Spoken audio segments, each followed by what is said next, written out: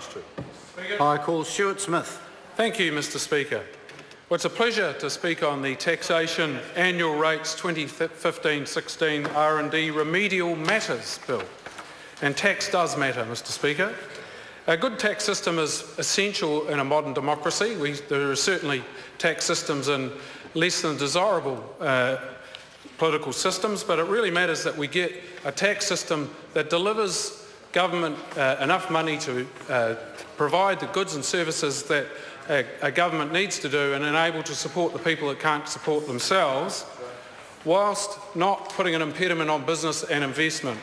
And this is a great example of good tax support, is the income support payments that households receive. And those households that earn a combined income of $60,000 or less than $60,000 that get income support effectively don't pay tax because of their support they get back. And that's as it should be. People that can't look after themselves or are in a position of disadvantage are benefited by income support. But from time to time, tax systems need to be tweaked and brought up to speed, and that's what this bill does, sir. I want to focus on the R&D side of the bill, and I think that's a fantastic initiative and something that we need to ensure businesses go. And I'm going to give a few examples this evening. You know, regional economies are what drive New Zealand's economy, despite what many people might think. And certainly in my region, or in my electorate, 80% of New Zealand's aquaculture and 80% of New Zealand's wine production comes from the Kaikoura electorate. 80%. It's massive. And in addition to that, we have, of course, a very strong agricultural, forestry, fishing, manufacturing and tourism industries. A bit of aviation thrown in for good measure. But amongst some of those businesses, I think go back to aquaculture, one person who's well known, I think, and nowadays, whose name everyone should know if they drink a bottle of wine from now and again, is Peter Yellens. But Peter Yellens started out in the aquaculture industry. And he started out, had an idea, and he wanted to go mussel farming, and he tried to design his own mussel floats. And he started out with concrete floats, and concrete does float if you do it right, but it wasn't all that successful. And so he decided he would develop plastic mussel floats. And so it took a number of tries until he got an idea and a bit of a design in his mind. And he developed this on his own and then bought the machinery to make the floats. And if anyone's seen a mussel farm today, those floats were developed by Peter Yellens.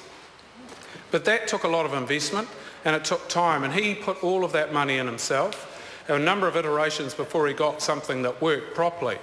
But that is a big cost on a small business, and that was a small business. And my colleague, Alistair Scott, was talking before about the example of a small business that's not making any revenue but putting up a whole lot of costs to develop things.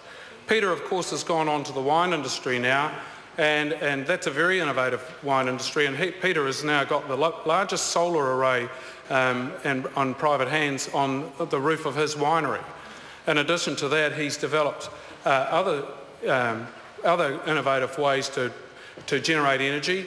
He bales up grapevine prunings into a round bale and puts them into a large circular boiler and uses the heat gathered from that to heat the water and run his winery. Another innovation that came from Peter. And that, again, that's a lot of innovation driven by money and investment by a relatively small company, although it's a lot bigger now. The wine industry is a hotbed of innovation, Mr Speaker, as indeed a lot of agricultural industries are.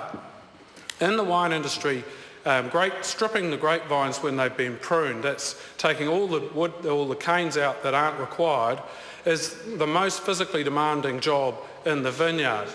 And it's actually what we've done, or what individuals have done, is develop machines to do this rather than having to do the work manually. And leaving all the skilled workers, it was often the skilled ones who were doing the cuts, having to strip the grapevines out, and so it's much more productive.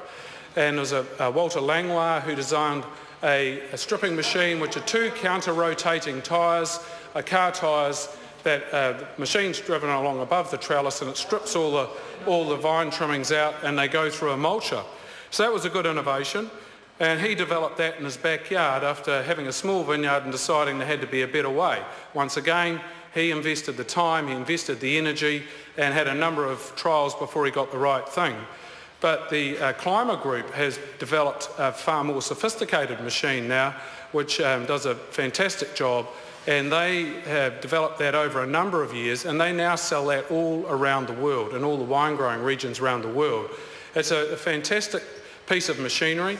It takes quite a bit to explain how it works, so I won't go into that tonight. But that's another great thing.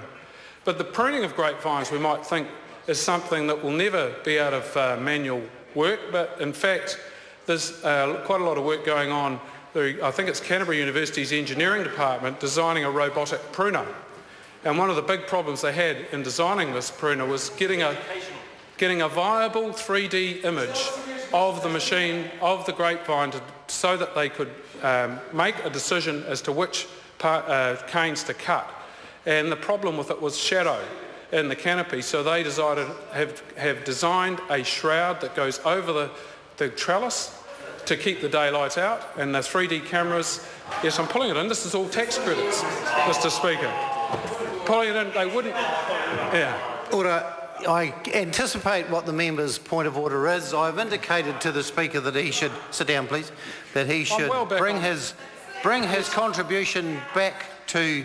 Sit down. Certainly, Mr. Speaker. Sit down. Mr. Speaker, they would not continue on with. As interesting as it was, as entertaining as it was, and as much fun as it was to see other members get upset, the member must pull in his contribution to the provision to the bill, please. Continue. Well,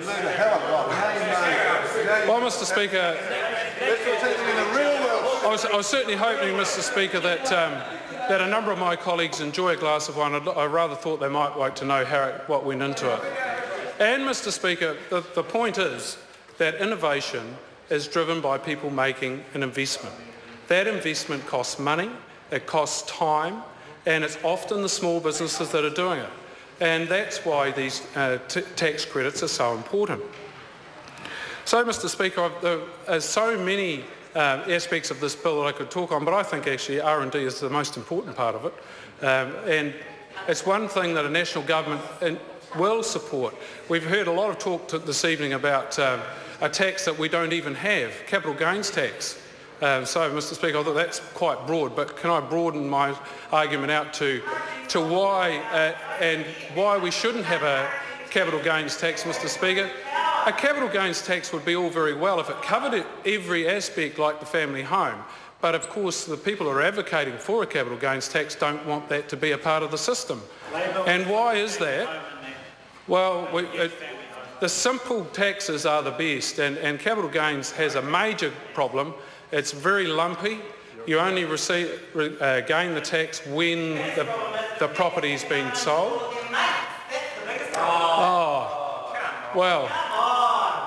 Well, if people were concerned about mates, I guess that would be why they don't want the family home involved. Yeah.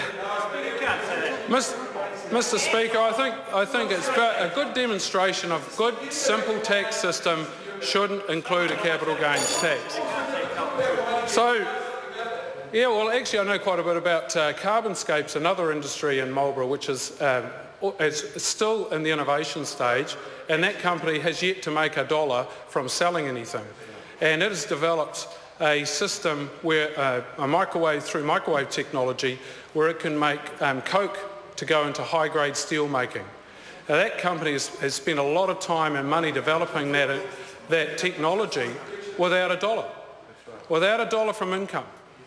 But under the new innovations in this tax, that company can get a rebate on that, and that's fantastic for business. It's pragmatic, absolutely. It's a government that understands business, it understands the difficulties that business have to go through, and this company will have great other products other than that. It's graphenes, which are a very fascinating material. It's likely to be the new plastic, where it'll be wearable carbon film that 1 atom thick, and that will be what will drive our new mobile phones and wearable technology. So that company's come a long way. So thank you, Mr Speaker, for allowing me to inform the House on a number of matters. I'm sure people will enjoy a glass of wine and much better situation to understand how it got there. So thank you, Mr Speaker. I commend the bill to the House. Members, the question is that the motion be agreed to. Those of that opinion will say aye. Those to the contrary, no. The ayes have it. Taxation annual rates for 2015-16 Research and Development and Remedial Matters Bill, first reading. The question is that the Taxation annual rates for 2015 and 16 Research and Development and Remedial Matters Bill be considered by the Finance and Expenditure Committee. Those of that opinion will say aye. To the contrary, no. The ayes have it. Call on Government Order.